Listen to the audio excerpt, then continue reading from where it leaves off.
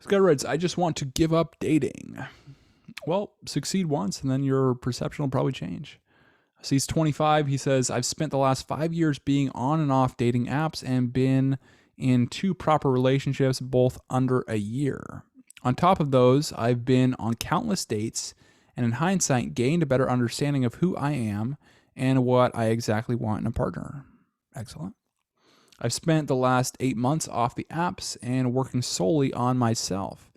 I've made great personal advancements, but that feeling of loneliness creeps in every now and then. I recently got back on the apps, and with a week, I got myself a date. I saw this girl 4 times. Chemistry, banter, flirting, and communication were all there. The feeling of loneliness crept away as we chatted all day. That could be a problem why you're not basically succeeding. And now ultimately you want to give up on dating, even though you're basically everything leading up to this really supports really a positive conclusion, but your title supports a negative one. And so there's something in this that you're basically doing that's causing her to drop her attraction or for the dating relationship to fail. And I would say this is a contributor, that you're talking to her all day.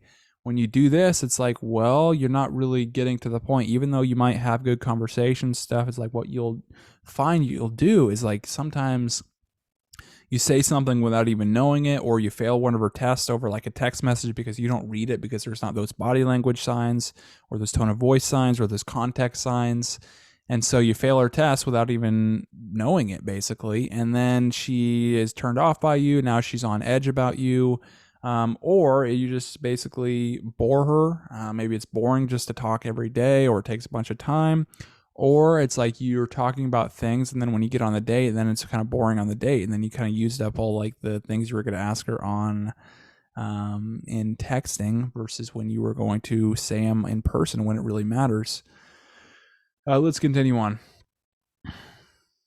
Made plans for future dates, etc., but something was missing, and I knew that we would not be suitable in the long term due to certain circumstances. And so he's almost not giving her a chance. Therefore, I called it quits. So he's basically calling it before he even gets her on a date. And he even talked about getting a date with her. So he was probably talked about it. He wasn't decisive. He wasn't making a definite plan. He was just saying, hey, we should get together. She says, yeah, that'd be great to get together. And that's probably it.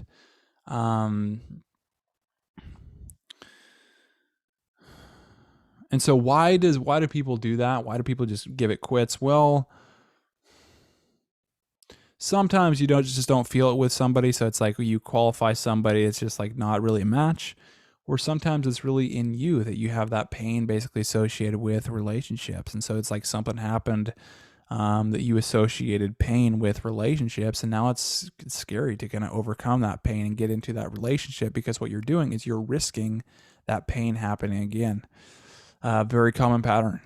And that's one of the biggest difficulties there is with relationships, because oftentimes, sometime in the past, we have associated a lot of pain to those relationships because we've been hurt. And so one of the scariest things is getting back out there, knowing that, you could be hurt again.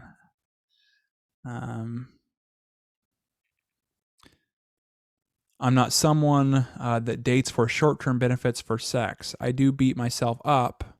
That'll drain your energy. Get out of that habit. Wondering if I'm an idiot. Get out of that habit. Never label yourself an idiot. Negative things like that. What that'll do is that'll shape your thinking. Do never basically label yourself those things. For not having sex with this girl, but I think it's unfair to create that moment when you feel nothing and the other might see it differently. I've been in this exact situation a few times in the last few years, and it's a cycle. And so, yeah, I'd say it relates to, think back on your life. Where was it that maybe it was with your mother? Maybe it was a long time ago. Maybe it was in your childhood. And sometimes, one thing that we can do is that if we basically just label that, because we have to realize that every 2 years or so, it's like our whole entire body is replaced. And so if we can basically label that past person that felt that pain as somebody else, because really, I mean, cellularly, it is. And so it's like, give that person a name. Who is that person? You know, just give a name. First thing that comes to your head, Rick, you know, and you're not him anymore. And so when you can basically separate yourself from that pain and you can label it, it's like, that's not who I am. It's like, I'm Noah, it's like, I'm not that person anymore. I'm not that Rick anymore. And so it's like, that is one method you can do in order to really, again, just further separate you from that painful experience and really give you an easier path really to kind of get into this again and try to basically eliminate that basically barrier, that block of not getting into a relationship because you think it's going to lead to some kind of pain.